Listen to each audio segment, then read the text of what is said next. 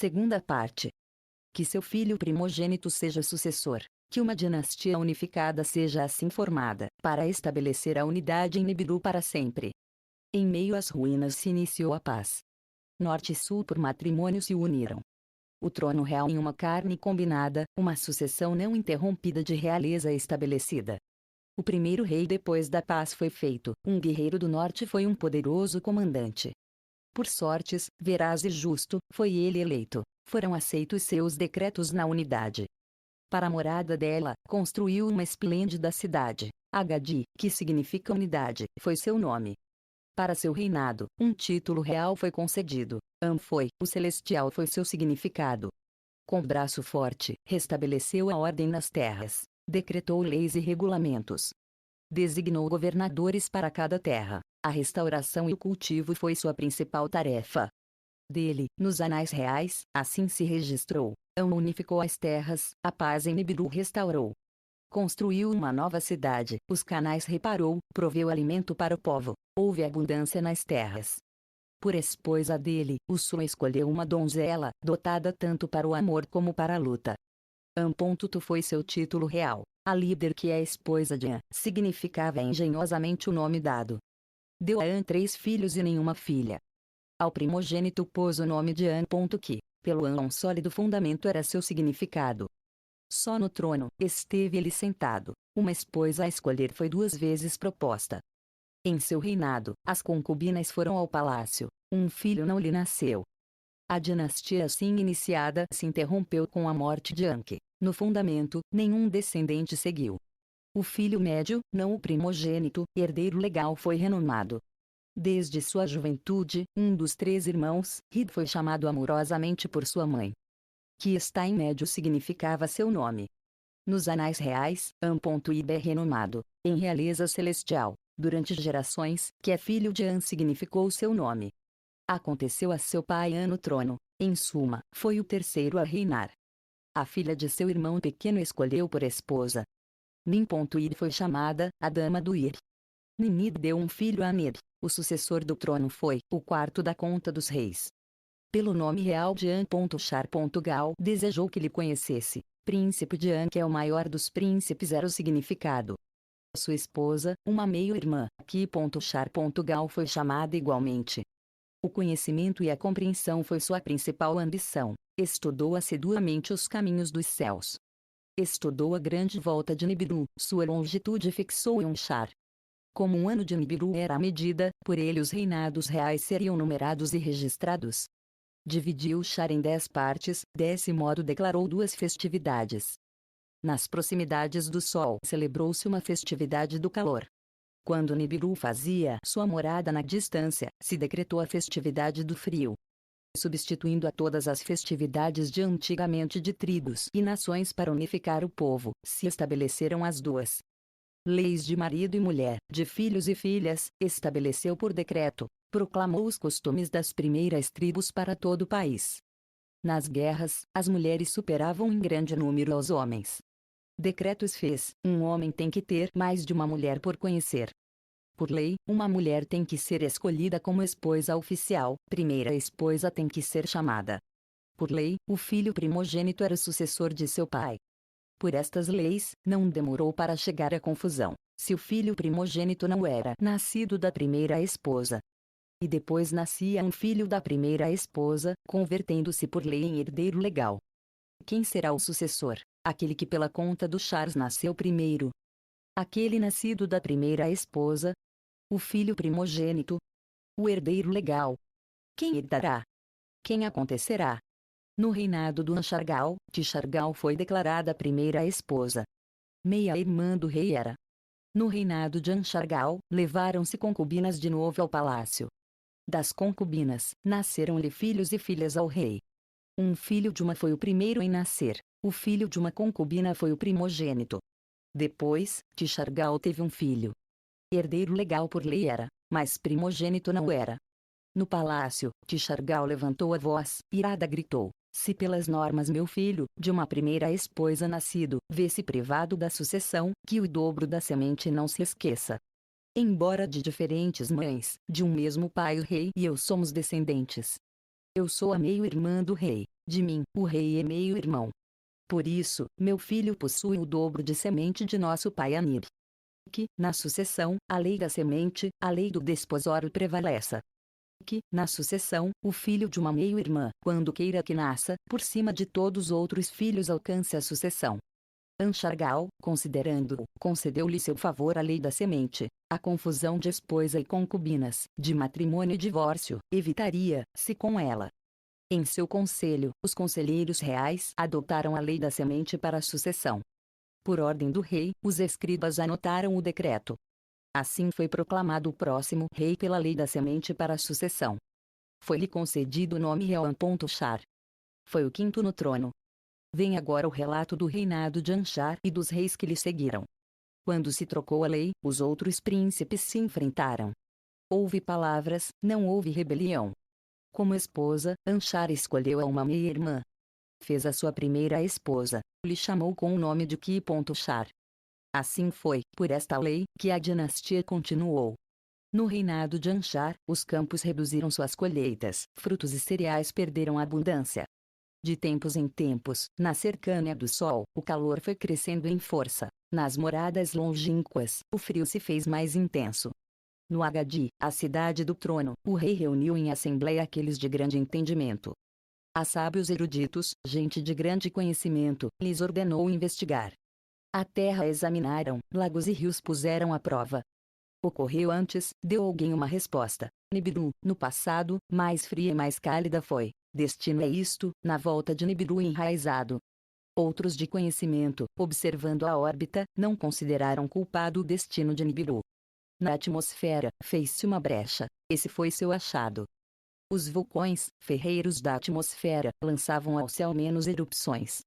O ar de Nibiru se havia feito mais tênue, o escudo protetor tinha diminuído. No reinado de Anshar e Kishar, fizeram aparição as pragas do campo. Não as podia vencer com trabalho. O filho de ambos, Em.Char, ascendeu depois ao trono da dinastia, era o sexto. Nobre professor do Char significava seu nome.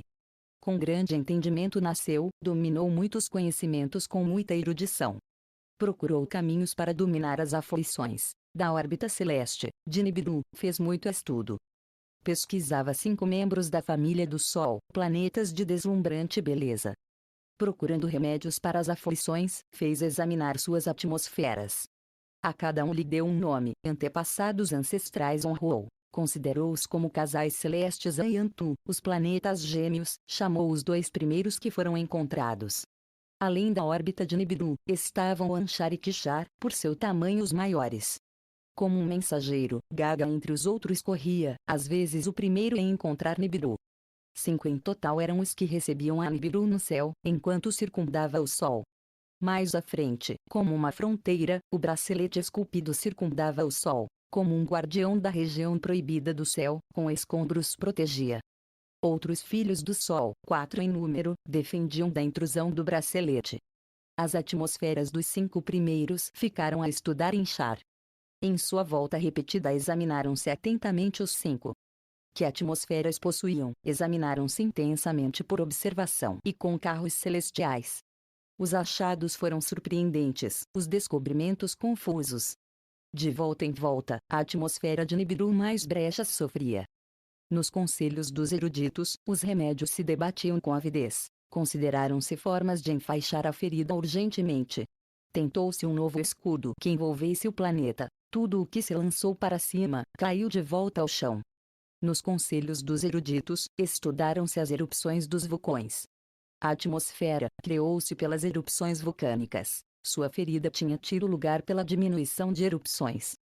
Que com invenções se potencializem novas erupções, que os vulcões cuspam de novo. Estava dizendo um grupo de sábios.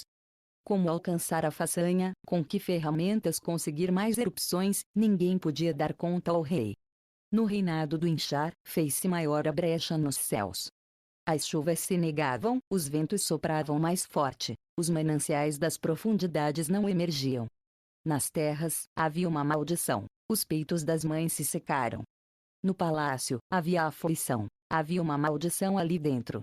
Como primeira esposa, Enchar desposou a uma meio-irmã, seguindo-se a lei da semente.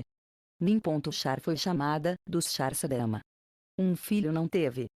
Por uma concubina, ao Inchar nasceu um filho. Foi o filho primogênito. Pelo Ninchar, primeira esposa e meio-irmã, não chegou um filho. Pela lei de sucessão, o filho da concubina subiu ao trono. Foi o sétimo em reinar. Du.Ru foi seu nome real. No lugar de morada forjado era seu significado. De fato, foi concebido na casa das concubinas, não no palácio. Como esposa a uma donzela amada desde sua juventude escolheu Duru. Por amor, não por semente, selecionou uma primeira esposa.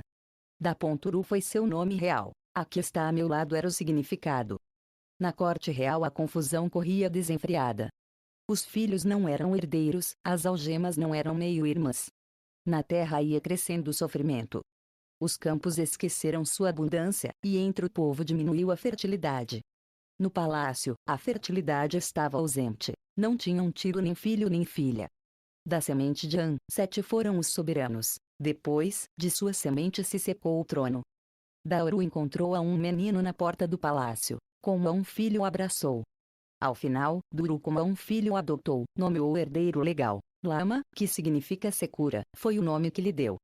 No palácio, os príncipes protestavam. No conselho, havia queixa. Ao final, Lama subiu ao trono. Embora não era da semente de An, foi o 8º em reinar.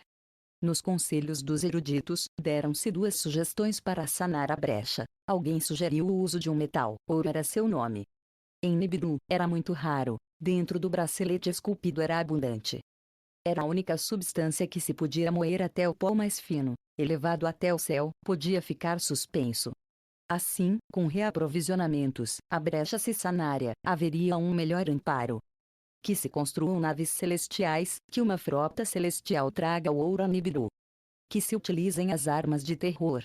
Foi a outra sugestão. Armas que sacudam e afrouxem o chão, que gretem as montanhas. Atacar com projéteis os vulcões, sua letargia remover, estimular suas erupções, recarregar a atmosfera, fazer desaparecer a brecha. Lama era fraco para tomar uma decisão, não sabia que opção tomar.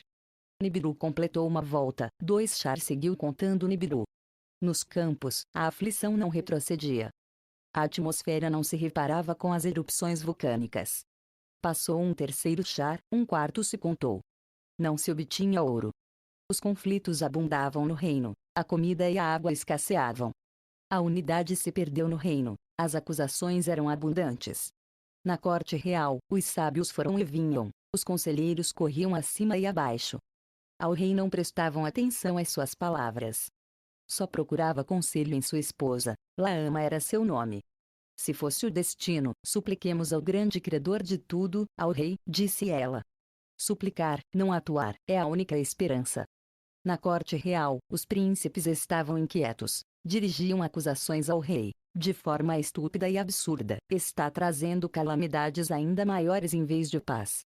Dos antigos depósitos, se recuperaram as armas, havia muito que falar de rebelião. Um príncipe, no palácio real, foi o primeiro em tomar as armas. Com palavras de promessa, agitou aos outros príncipes. Alalu era seu nome. Que Lama já não seja mais o rei. Gritou.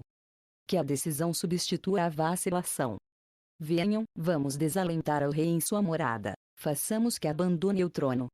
Os príncipes fizeram caso às suas palavras. As portas do palácio abriram com violência. A sala do trono, sua entrada proibida, como águas em avalanche chegaram. O rei escapou à torre do palácio. Alalu foi em sua perseguição. Na torre houve luta. Lama caiu morto. Lama já não está. Gritou Alalu. Já não está o rei, anunciou com alvoroço. A sala do trono se dirigiu apressadamente a Alalu. No trono ele mesmo se sentou. Sem direito nem conselho, ele mesmo se proclamou rei. Perdeu-se a unidade no reino. Uns se alegraram pela morte da Lama, outros se entristeceram pelo que tinha feito Alalu. Vem agora o relato do reinado de Alalu e daí da terra. Perdeu-se a unidade no reino, muitos se sentiam ofendidos sobre a realeza. No palácio, os príncipes estavam agitados, no conselho, os conselheiros estavam turvados. De pai a filho, a sucessão de An prosseguiu no trono, inclusive Lama, o 8º, tinha sido declarado filho por adoção. Quem era Alalu? Acaso era um herdeiro legal, era o primogênito? Com que direito tinha usurpado o trono? Não era o assassino do rei? Ante os 7 que julgam, foi convocado Alalu para considerar sua sorte. Ante os 7 que julgam, Alalu expôs suas pretensões, ainda sem ser herdeiro legal nem filho primogênito, de semente real sim que era. Do Anchargal descendo, ante os juízes reclamou. De uma concubina, meu antepassado nasceu, Alon era seu nome. Por conta do Charles, Alon foi o primogênito, lhe pertencia o trono. Por uma confabulação, deixou de lado seus direitos. A lei da semente de um nada se inventou, para que seu filho obtivesse a realeza. A Alon lhe privou da realeza, e ao filho dela, em seu lugar, foi concedida. Por descendência, sou o continuador das gerações de Alon, a semente do Anchargal está dentro de mim. Os 7 que julgam tiveram em conta as palavras de Alalu. Ao conselho de conselheiros passaram o assunto, para que dirimissem sua veracidade ou falsidade. Trouxeram-se os anais reais da casa de registros. Com muita atenção, leram-se. An e Antu, o primeiro casal real estavam, 3 filhos e nenhuma filha lhes nasceram. O primogênito foi Anque, ele morreu no trono, não teve descendência. Em seu lugar, o filho médio subiu ao trono, Anib foi seu nome. Anchargal foi seu primogênito, ao trono ascendeu. Depois dele, no trono, não continuou a realeza do primogênito, a lei de sucessão se substituiu pela lei da semente. O filho de uma concubina era o primogênito, pela lei da semente, lhe privava da realeza. Assim lhe concedeu a realeza ao filho de Quixargal, sendo a razão ser meio, irmã do rei. Do filho da concubina, do primogênito, os anais não faziam menção. Dele sou descendente. Gritou Alalu aos conselheiros. Pela lei de sucessão, pertencia à realeza. Pela lei de sucessão, a realeza tem agora direito. Com vacilações, os conselheiros do Alalu exigiram um juramento de verdade. Alalu prestou o juramento, como o rei lhe considerou o conselho. Convocaram aos anciões, convocaram aos príncipes. Ante eles, pronunciaram a decisão. De entre os príncipes, um jovem príncipe se adiantou. Queria dizer algo a respeito da realeza. Deveria-se reconsiderar a sucessão, disse a Assembleia. Embora nem primogênito, nem filho da rainha, de pura semente descendo, a essência do An se preservou em mim, sem diluir-se em concubina. Os conselheiros escutaram suas palavras com surpresa. Ao jovem príncipe lhe disseram que se aproximasse. Perguntaram-lhe seu nome. É Ano, por meu antepassado An foi assim renomado. Perguntaram-lhe por suas gerações. Dos 3 filhos do An, recordou-lhes. An que foi o primogênito, sem filho nem filha morreu. Anib foi o médio, no lugar do An que subiu ao trono. Anib tomou por casamento a filha de seu irmão menor. A partir deles, registra-se nos anais a sucessão. Quem foi o irmão pequeno, filho do An e do Antu, da semente mais pura? Os conselheiros, admirados, olhavam-se entre si. Enuru era seu nome. Anunciou-lhes Ano. Ele foi meu grande antepassado. Sua esposa, Ninuru, era uma meio-irmã. O filho dela foi o primogênito. Enamá foi seu nome. A esposa deste era uma meio-irmã. Pelas leis de semente e sucessão, um filho lhe deu. De descendentes puros continuaram as gerações, por lei e por semente perfeitas. Ano, por nosso antepassado An, puseram-me meus pais. Do trono se nos apartou. Da semente pura do An não nos apartou. Que Ano seja rei. Gritaram muitos conselheiros. Que se destitua ao Alalu. Outros aconselharam cautela. Evitemos conflitos, que prevaleça a unidade. Chamaram Alalu, para lhe contar o que foi descoberto. Ao príncipe Ano, Alalu lhe ofereceu seu braço em abraço. Ao Ano disse assim: embora de diferente descendência, de um único antepassado descendemos ambos. Vivamos em paz, juntos devolveremos a abundância a Nibiru. Me deixe conservar o trono, conserva você a sucessão. Ao conselho dirigiu estas palavras: que Ano seja príncipe coroado, que ele seja meu sucessor. Que seu filho se case com minha filha, que unifique-se a sucessão. Ano fez uma reverência ante o conselho, ante a assembleia declarou assim: de Alalu, o copeiro serei, o seu sucessor à espera, meu filho a sua filha escolherá como noiva. Essa foi a decisão do conselho, inscreveu-se nos anais reais. Desta maneira, Alalu seguiu sentado no trono. Ele convocou aos sábios, a eruditos e comandantes consultou. Para decidir, obteve muitos conhecimentos. Que se construam naves celestiais, decidiu. Para procurar ouro no bracelete esculpido, decidiu. Os braceletes esculpidos destruíram as naves. Nenhuma delas voltou. Que as armas de terror abram as vísceras de Nibiru, que os vulcões voltem para a erupção. Ordenou então.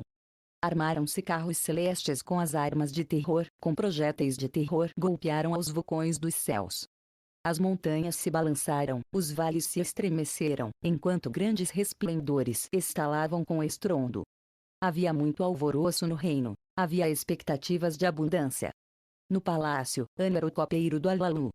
Ele se prostraria aos pés do Alalu, poria-lhe a taça na mão. Alalu era o rei, a Anu tratava como a um servo. No reino, o alvoroço se apagou, as chuvas se negavam a cair, os ventos sopravam com mais força. As erupções dos vulcões não aumentavam, não sanava a brecha na atmosfera. Nibiru seguia percorrendo suas voltas nos céus. De volta em volta, o calor e o frio se faziam mais difíceis de suportar. O povo de Nibiru deixou de venerar a seu rei. Em vez de alívio, havia trazido miséria. Alalu seguia sentado no trono. O forte sábio Anu, o primeiro entre os príncipes, estava de pé ante ele. Prostraria-se ante os pés do Alalu, poria-lhe a taça na mão. Durante 9 períodos contados, Alalu foi rei em Nibiru. No 9º Char, Anu apresentou batalha a Alalu. Desafiou Alalu a um combate mão a mão, com os corpos nus. Que o vencedor seja rei, disse Anu. Lutaram entre si na praça pública. As ombreiras das portas tremeram e as paredes se remexeram. Alalu fincou o joelho, caiu sobre seu peito. Alalu foi derrotado em combate. Por aclamação, Anu foi proclamado rei. Anu foi escoltado até o palácio. Alalu ao palácio não voltou. De entre as massas, sigilosamente escapou. Tinha medo de morrer como lama. Sem que o reconhecessem, foi apressadamente até o lugar dos carros celestiais. Alalu subiu a um carro armado de projéteis. Fechou a portinhola atrás dele. Entrou na câmara da parte dianteira. Ocupou o assento do comandante. Acendeu a luz, a câmara se encheu com uma aura azulada. Levantou as pedras de fogo. O zumbido destas, como a música, era cativante. Avivou o grande quebrantador do carro. Arrojava um resplendor avermelhado. Sem ninguém precaver-se disso, Alalu escapou de Nibiru na nave celestial. Para a gelada terra pôs rumo a Alalu. Por um segredo do princípio, escolheu seu destino. Sinopse da segunda tabuleta. 1. A fuga de Alalu em uma espaçonave com armas nucleares. 2. Rumando aqui, o 7º planeta, a Terra. 3. Porque esperava encontrar ouro na Terra. 4. A cosmogônia do Sistema Solar, a água e o ouro de Tiamat. 5. A aparição de Nibiru do espaço exterior. 6. A batalha celestial e a ruptura de Tiamat. 7. A Terra, a metade de Tiamat, herda suas águas e seu ouro. 8. Kingu, o principal satélite de Tiamat, converte-se na lua da Terra. 9. Nibiru é destinado a orbitar para sempre ao Sol. 10. A chegada de Alalu e sua aterrissagem na Terra. 11. Alalu, ao descobrir o ouro, tem a sorte de Nibiru em suas mãos. 12. Uma representação babilônica da batalha celestial. A segunda tabuleta, para a gelada terra pôs rumo a Alalu. Por um segredo do princípio, escolheu seu destino. Para as regiões proibidas se encaminhou Alalu. Ninguém tinha ido antes ali. Ninguém tinha tentado cruzar o bracelete esculpido. Um segredo do princípio tinha determinado o curso de Alalu. A sorte de Nibiru punha em suas mãos, mediante um plano, faria sua realeza universal. Em Nibiru, o exílio era seguro, a mesma morte se arriscava. Em seu plano, havia riscos na viagem, mas a glória eterna do êxito era a recompensa. Como uma águia, Alalu explorou os céus. Abaixo, Nibiru era uma bola suspensa no vazio. Sua silhueta era atrativa, seu resplendor blasonava os céus circundantes. Seu tamanho era enorme, cintilava o fogo de suas erupções. Seu pacote sustentador de vida, seu tom avermelhado, era como espuma marinha. Em sua metade, via-se a brecha, como uma ferida escura. Olhou para baixo de novo. A ampla brecha se converteu em uma cubeta. Voltou a olhar. A grande bola de Nibiru se converteu em uma fruta pequena. Olhando de novo, Nibiru tinha desaparecido no grande mar escuro. O remorso se aferrou ao coração de Alalu. O medo tinha entre suas mãos. A decisão se permutou em dúvida. Alalu considerou deter sua trajetória. Depois, com audácia retornou à decisão. 100 léguas, 1000 léguas percorreu o carro. 10.000 léguas viajou o carro. Nos amplos céus, a escuridão foi a mais escura. Na longura, as estrelas distantes piscavam ante seus olhos. Mais léguas viajou Alalu e, logo, seu olhar encontrou uma visão de grande alvoroço. Na extensão dos céus, o emissário dos celestiais lhe dava as boas-vindas. O pequeno Gaga, que mostra o caminho, dava o bem-vindo a Alalu com sua volta, até ele estendia seu bem-vindo. Perambulando esvaído, estava destinado a viajar antes e depois do celestial Antu, com o rosto para diante, com o rosto para trás, com 2 rostos estava dotado. Sua aparição, ao ser o primeiro em receber a Alalu, considerou este como um bom augúrio. Pelos deuses celestiais é bem-vindo. Assim o entendeu. Em seu carro, Alalu seguiu o atalho de Gaga. Até o segundo deus dos céus se dirigia. Logo o celestial Antu, o nome que lhe desse o rei Anshar, divisou-se na escuridão das profundidades. Azul como as águas puras era sua cor. Das águas superiores era o começo. Alalu ficou encantado com a beleza da visão. A certa distância continuou seu percurso. Na longura, o marido de Antu começou a brilhar, por tamanho igual ao de Antu. Como o dobro de sua esposa, por um verde azulado se distinguia Awan. Uma fascinante multidão o circundava, de chãos firmes estavam providos. Alalu lhes deu uma afetuosa despedida aos 2 celestiais, discernindo ainda o atalho de Gaga. Estava mostrando o atalho para seu antigo senhor, do qual uma vez foi conselheiro. Para Anshar, o primeiro dos príncipes dos céus, dirigia-se o percurso. Acelerando o carro, Alalu pôde vencer a insidiosa atração do Anshar. Com anéis brilhantes de fascinantes cores enfeitiçava o carro. Alalu dirigiu rapidamente o olhar a um lado, e desviou com força o que mostra o caminho. Então, ante ele apareceu uma visão ainda mais temível. Nos céus longínquos, a estrela brilhante da família chegou a ver. Uma visão mais atemorizadora seguiu a revelação. Um monstro gigante, movendo-se em seu destino, arrojou uma sombra sobre o sol. Tishar se tragou a seu criador. Pavoroso foi o acontecimento. Um mau augúrio, pensou de fato Alalu. O gigante Kishar, o primeiro dos planetas estáveis, tinha um tamanho entristecedor. Tormentas de redemoinhos obscureciam seu rosto, e moviam manchas de cores daqui para lá. Uma hoste inumerável, uns rápidos, outros lentos, circundavam ao Deus celestial. Dificultosos eram seus caminhos, adiante e atrás se agitavam. O mesmo Kishar lançou um feitiço, estava arrojando relâmpagos divinos. Enquanto Alalu observava, seu curso se viu afetado, distraiu-se sua direção, seus atos se fizeram confusos. Depois, o obscurecimento da profundidade começou a passar. Kishar em seu destino prosseguiu sua volta. Movendo-se lentamente, levantou seu véu sobre o sol radiante. Aquele do princípio chegou a ver-se plenamente. Mas a alegria do coração de Alalu não durou muito. Mais à frente do 5º planeta, espreitava o maior dos perigos, como já sabia. O bracelete esculpido dominava mais adiante, era de esperar a destruição. De rochas e pedras estava composto, como órfãos sem mãe se agrupavam. Equilibrando-se por diante e por detrás, seguiam um destino passado. Seus feitos eram detestáveis, difíceis seus atalhos. Tinham devorado aos carros de exploração de Nibiru como leões famintos. Negavam-se a entregar o precioso ouro, necessário para a sobrevivência.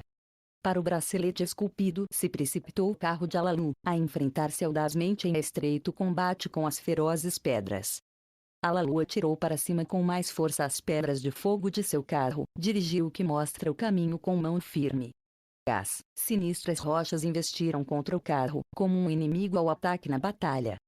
Alalu soltou do carro um projétil portador de morte para elas, e depois, outra e outra, contra o inimigo, as armas de terror arrojou.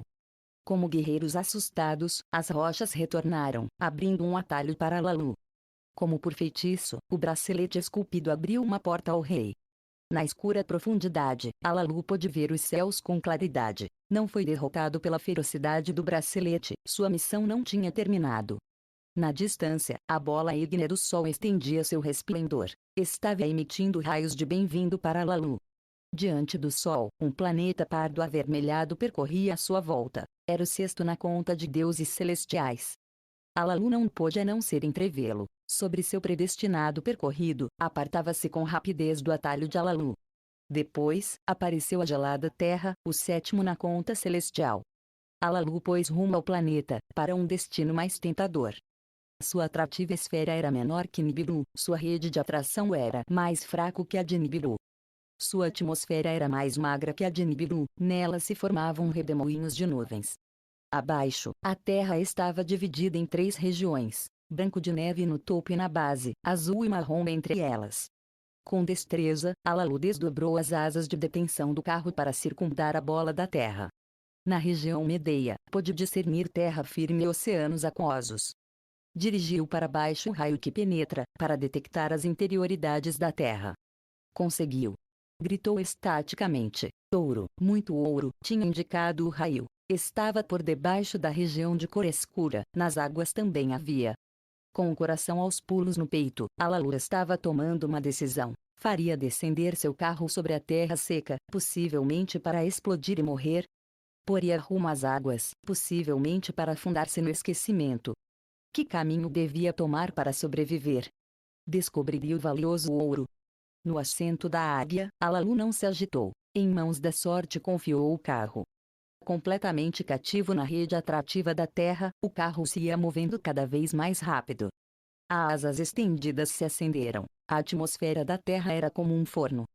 Logo, o carro tremeu, emitindo um estrondo mortífero. Abruptamente, o carro chocou, detendo-se de repente. Sem sentido pela sacudida, aturdido pelo choque, Alalu ficou imóvel. Logo, abriu os olhos e soube que estava entre os vivos. Ao planeta do ouro tinha chegado vitorioso. Vem agora o relato da Terra e seu ouro. É um relato do princípio, e de como os deuses celestiais foram criados. No princípio, quando no acima os deuses dos céus não tinham sido chamados a ser, e no que de abaixo, o chão firme ainda não tinha sido renomado, só no vazio existia Apsu, seu engendrador primitivo. Nas alturas do acima, os deuses celestiais ainda não tinham sido criados. Nas águas do abaixo, os deuses celestiais ainda não tinham aparecido. Acima e abaixo, os deuses ainda não tinham sido formados, os destinos ainda não se tinham decretado. Nenhum cano se formou ainda, nem terra pantanosa tinha aparecido. Apsu, sozinho, reinava no vazio. Depois, mediante os ventos do Apsu, as águas primitivas se mesclaram. Um ágil e divino conjuro lançou Apsu sobre as águas. Sobre a profundidade do vazio, ele verteu um profundo sonho. Tiamat, a mãe de tudo, forjou como esposa para si mesmo. Uma mãe celestial, era certamente uma beleza aquosa. Junto a ele, Apsu trouxe depois ao pequeno Mumu, como mensageiro seu o nomeou, para fazer um presente a Tiamat. Um presente resplandecente concedeu Apsu a sua esposa, um radiante metal, o imperecível ouro, para que só ela o possuísse. Depois foi quando os dois mesclaram suas águas, para que saíssem entre eles os filhos divinos. Varão e fêmea foram criados os celestiais, Lama e Laamo por nomes lhes deram. No abaixo, Apsu e Tiamat lhes fizeram uma morada. Antes que tivessem crescido em idade e em estatura, em que as águas do acima, Anshar e Kishar foram formados, ultrapassando a seus irmãos em tamanho. Os dois foram forjados como casal celestial. Um filho, nos céus distantes foi seu herdeiro. Depois, Antu, para ser sua esposa, foi criada como igual de a morada de ambos se fez como fronteira das águas superiores. Assim foram criadas 3 casais celestes, abaixo e acima, nas profundidades. Por seus nomes chamou-lhes, eles formaram a família do Apsu com Mumu e Tiamat. Naquele tempo, Nibiru ainda não se via, a terra ainda não tinha sido chamada a ser. Estavam mescladas as águas celestes, ainda não estavam separadas por um bracelete esculpido. Naquele tempo, as voltas ainda não estavam de tudo desenhadas. Os destinos dos deuses ainda não estavam firmemente decretados. Os parentes celestiais se agrupavam. Erráticos eram seus caminhos. Para o Apsu, seus caminhos eram certamente detestáveis. Tiamat, sem poder descansar, sentia-se ofendida e enfurecida. Uma multidão formou para que partissem a seu lado, uma multidão rugiente e terrível criou contra os filhos do Apsu. Em total, 11 desta espécie criou. Ela fez ao primogênito, Kingu, chefe entre eles. Quando os deuses celestiais ouviram isto, em conselho se reuniram. Elevou ao Kingu, deu-lhe mando até o grau do An. Disseram-se entre si. Uma tabuleta do destino em seu peito pôs, para que se procure sua própria volta, instruiu a seu vastago Kingu para combater contra os deuses. Quem resistirá a Tiamat? Os deuses se perguntaram entre si. Nenhum em suas voltas se adiantou, nenhum levaria uma arma para a batalha. Naquele tempo, no coração do profundo foi engendrado um deus, nasceu em uma câmara de sortes, um lugar dos destinos. Um hábil criador o forjou, era filho de seu próprio sol. Do profundo, onde foi engendrado, o deus se separou de sua família em um arrebatamento. Com ele levava um presente de seu criador, a semente de vida. Pôs rumo para o vazio, um novo destino estava procurando. A primeira em espionar ao celestial errante foi a sempre Etentantu. Sua figura era atrativa, resplandecia radiante, senhoriais era seu andar, extremamente grande era seu curso. De todos os deuses era mais elevado, sua volta ultrapassava as de outros. A primeira em vislumbrar, Lu foi Antu, de cujo peito nenhum filho tinha mamado. Vem, sem meu filho. Chamou-lhe. Deixa que seja sua mãe. Lhe arrojou sua rede e lhe deu as boas-vindas, fez seu rumo adequado para o propósito.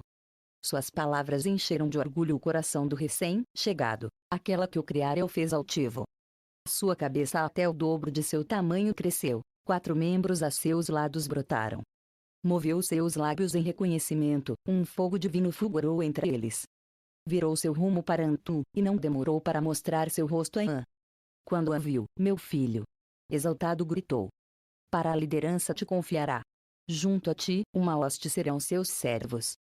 Que Nibiru seja seu nome, conhecido para sempre como cruzamento. Ele se prostrou ante Nibiru, voltou seu rosto ante o passo de Nibiru, estendeu sua rede, 4 servos formou para Nibiru, para que fossem, junto a ele, sua hoste, o vento sul, o vento norte, o vento leste, o vento oeste. Com o coração contente, anunciou Anshar, seu predecessor, a chegada de Nibiru. Para ouvir isto, Anshar enviou a Gaga, que estava a seu lado, como emissário. Palavras de sabedoria transmitiu a An, para atribuir uma tarefa a Nibiru. Encarregou a Gaga que pusesse voz ao que havia em seu coração, ao An lhe dizer assim: Tiamat, a que nos engendrou, agora nos detesta, pôs em pé uma hoste de guerra, está enfurecida e índice de ira. Contra os deuses, seus filhos, 11 guerreiros partem a seu lado. De entre eles, elevou ao Kingu, e o marcou no peito um destino sem direito. Nenhum deus entre nós poderá sustentar-se frente à sua malevolência, sua hoste pôs o medo em todos nós. Que Nibiru se converta em nosso vingador. Que ele vença a Tiamat, que salve nossas vidas. Para ele decretou uma sorte, que saia e siga em frente a nossa poderosa inimizade. Gaga partiu para An, prostrou-se ante ele e as palavras de Anshar repetiu. An repetiu a Nibiru as palavras de seu predecessor, revelou-lhe a mensagem de Gaga. Nibiru escutou maravilhado as palavras, fascinado ouviu falar da mãe que devoraria seus filhos. Sem dizê-lo, seu coração já o tinha impulsionado a sair contra Tiamat. Abriu a boca, e disse assim a An e a Gaga: se para salvar suas vidas tenho que vencer a Tiamat, convoquem os deuses em assembleia, proclamem supremo meu destino. Que todos os deuses acordem em conselho para me fazer líder, submeter-se a meu mandato. Quando Lamo e Laamo ouviram isto, gritaram angustiados. Estranha era a demanda, não se pode compreender seu sentido. Disseram eles. Os deuses que decretam as sortes consultaram entre si, acessaram a fazer de Nibiru seu vingador, para ele decretaram uma sorte exaltado. A partir deste dia, inalteráveis serão seus mandatos. Disseram a ele. Nenhum de entre nós os deuses transgredirão seus limites. Vê, Nibiru, seja nosso vingador. Forjaram para ele uma volta principesca para que avançasse para Tiamat. Deram suas benções a Nibiru, e deram armas terríveis a Nibiru. Anshar forjou 3 ventos mais de Nibiru, o vento maligno, o torvelino, o vento sem par. Tishar encheu seu corpo com uma chama ardorosa, e uma rede para envolver a Tiamat. Assim, preparado para a batalha, Nibiru pôs rumo em direção a Tiamat. Vem agora o relato da batalha celestial, e de como a terra deveria ser, e do destino de Nibiru. O Senhor saiu, estabelecido pelas sortes, seguiu seu rumo. A terrível Tiamat encarou, com seus lábios pronunciou um conjuro. Como manto de amparo, pôs em marcha o pulsador e o emissor. Com uma impressionante radiação foi coroada sua cabeça. À sua direita, apostou no que fere. Em sua esquerda, colocou o repulsor. Os 7 ventos, sua hoste de auxiliares, como uma tormenta enviou, precipitou-se para a terrível Tiamat, com um clamor de batalha. Os deuses formaram redemoinhos junto a ele, depois se separaram de seu caminho. Avançou sozinho para examinar a Tiamat e a seus ajudantes, para fazer uma ideia dos planos de Kingu, o comandante de sua hoste. Quando viu o valente Kingu, lhe nublou a vista. Enquanto olhava os monstros, lhe distraiu a direção, seu rumo se transtornou, seus atos se confundiram. O grupo de Tiamat a rodeava estreitamente, tremiam de terror. Tiamat estremeceu suas raízes, um rugido poderoso emitiu. Lançou um feitiço sobre Nibiru, envolveu com seus encantos. A sorte entre eles estava lançada, a batalha era inevitável. Cara a cara se encontraram, Tiamat e Nibiru. Avançam um contra outro, aproximavam-se da batalha, procurando singular combate. O senhor estendeu sua rede, para envolvê-la lançou. Tiamat gritou com fúria. Como possuída, perdeu seus sentidos. O vento maligno, que tinha estado atrás dele, a Nibiru adiantou, ante o rosto dela o soltou. Ela abriu a boca para tragar-se ao vento maligno, mas não pôde fechar os lábios. O vento maligno carregou contra seu ventre, abriu-se passo em suas vísceras. Suas vísceras uivavam, seu corpo se dilatou, a boca lhe abriu. Através da abertura, Nibiru disparou uma flecha brilhante, um relâmpago divino. A flecha lhe despedaçou as vísceras, fez-lhe pedaços o ventre, rasgou-lhe a matriz, partiu-lhe o coração. Havendo-a submetido assim, ele extinguiu seu fôlego vital. Nibiru contemplou o corpo sem vida. Tiamat era agora um cadáver massacrado. Junto à sua senhora sem vida, seus 11 ajudantes tremiam de terror. Ficaram capturados na rede de Nibiru, incapazes como eram de fugir. Kingu, a quem Tiamat fazia chefe de sua hoste, estava entre eles. O senhor lhe pôs grilhões, e a sua senhora sem vida o encadeou. Arrebatou a Kingu as tabuletas dos destinos, que sem nenhum direito lhe tinham dado, estampou-lhe seu próprio selo, sujeitou o destino a seu próprio peito. Ao resto do grupo de Tiamat os atou como cativos, em sua própria volta os apanhou. Pô-los sob seu pé, cortou-os em pedaços. Atou-os a todos à sua volta, fez-lhes girar ao redor, com o rumo investido.